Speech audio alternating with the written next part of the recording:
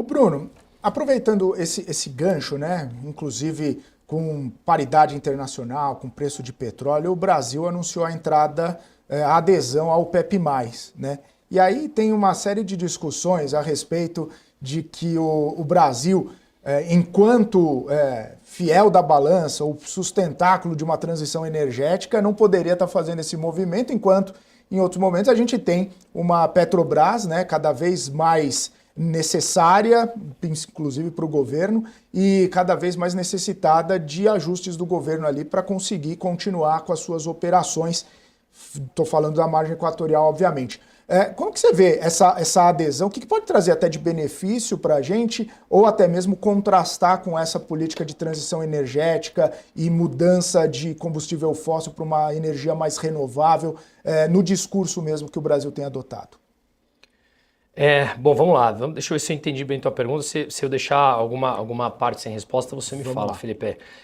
Eu acho que é extremamente importante o Brasil explorar essa região. Tem uma riqueza lá embaixo muito grande e há uma demagogia, há uma hipocrisia, principalmente desses burocratas de turno, ao dizer que o mundo hoje, 19 de fevereiro, pode caminhar sem combustíveis fósseis. Não pode. Não pode. Será altamente inflacionário. Só que se nós olharmos 10, 15, 20 anos atrás, a matriz energética limpa no mundo era infinitamente menor do que é hoje.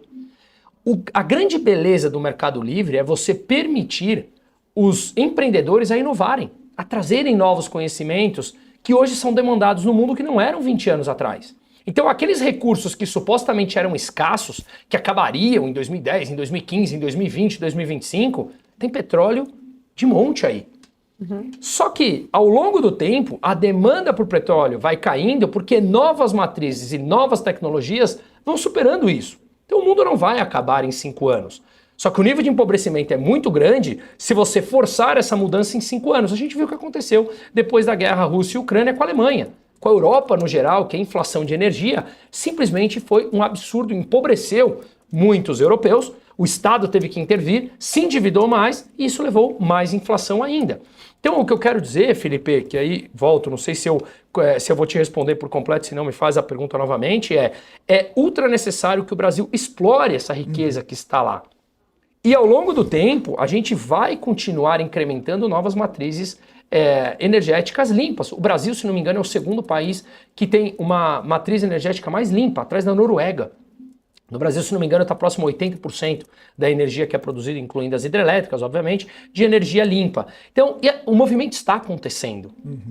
Só que o que nós precisamos é ser competitivos na produção. E hoje, o mundo demanda ainda energia de combustíveis fósseis. Imagina você conseguir produzir tudo que a gente demanda hoje no mundo como um todo, inclusive na parte mais pobre do mundo, na África, etc., sem o uso desse tipo de energia. Ainda não é possível sem produzir tamanha inflação. A questão era essa, né? O Brasil está buscando aí essa melhora, né, na questão da própria Petrobras e aderindo ao OPEP, mas a gente tem uma série de críticas por parte dos ambientalistas justamente por conta dessa contradição, né, de ser um país que defende, inclusive, sediando COP e tudo mais, e aí, olhando para o outro lado, adere ao cartel, pelo menos ao grupo de estudos lá da OPEP+.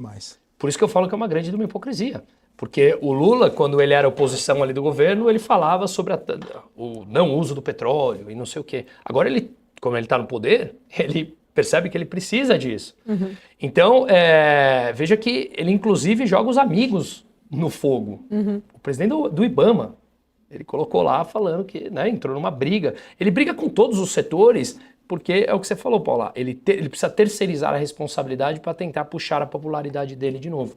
Ô Bruno, sobre esse tema, até inclusive está lá no nosso portal uma matéria falando, né, repercutindo mais sobre até a movimentação que a Petrobras teve na terça-feira diante dessa notícia. O Pedro Rodrigues está sempre aqui comigo, com a gente aqui na nossa programação, um grande especialista do setor. Ele frisa, né, que quem vai ser membro da OPEP+ é o Brasil e não a Petrobras, né, ali de uma forma em geral. A realidade do mercado do petróleo brasileiro é muito diferente da Arábia Saudita, ali, por exemplo, Rússia ou Irã, que fazem parte da OPEP+, porque a Petrobras também é uma sociedade de economia mista. A gente espera, né, sem interferência por parte do governo. Mas, de uma forma geral, como que você enxerga essa questão, né, o Brasil se aliando a outros 10 países produtores de petróleo, Rússia, que tem o objetivo de coordenar a política de produção, influenciar preços globais de petróleo, ingressar à OPEP+, né, o Brasil se juntar a estes países que têm regimes autocratas, reforça uma posição ali benéfica para o Brasil num cenário geopolítico, num cenário global ou não?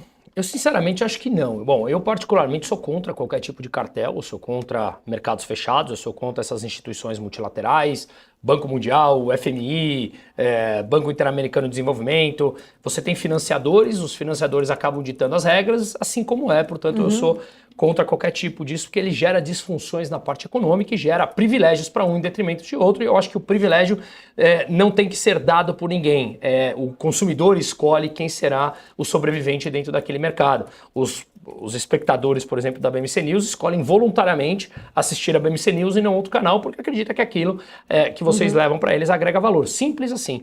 Então, isso mostra mais uma agenda do Brasil se alinhando a países que são autoritários. Mas isso vem acontecendo já não é de hoje. O Brasil se alinha à Venezuela, já de Hugo Chávez e depois de Maduro. O Brasil se alinha ao ex-Argentina kirchnerista. Enfim, o Brasil está do lado sempre desses autocratas, como você falou, e no meu entender ele está caminhando na direção contrária do que a janela de Overton vem demandando. O mundo vem mudando numa perspectiva de buscar mais liberdades, você vê vários países indo para, digamos, centro-direita ou direita, e isso traz consequências da população. Eu não sei se você viu, que eu acredito que dê para fazer um link com essa mudança do Brasil de se alinhar nesses autocratas, um vídeo que viralizou na Espanha, de 2 meninas de 14 anos na escola discutindo, no bom sentido com os professores, falando assim, sobre essa agenda que ela falou, olha, você não vai, eu não tenho 5 anos para você fazer mudar a minha ideia. Eu consigo entender que você está querendo me doutrinar. E ele estava falando sobre a mulher ter a mesma condição de fazer trabalhos físicos dos homens. E ela falando, não, a mulher ela tem condições de trabalhos físicos que é diferente do homem, isso não significa ser melhor ou pior. Enfim, o que eu quero dizer é que a janela no mundo está mudando. Os jovens estão percebendo e demandando algumas mudanças. E o Brasil continua se alinhando a autocratas, a países autoritários, a países ditadores e, enfim, caminhando na contramão do mundo. Mas o Brasil não cansa de perder oportunidades, né?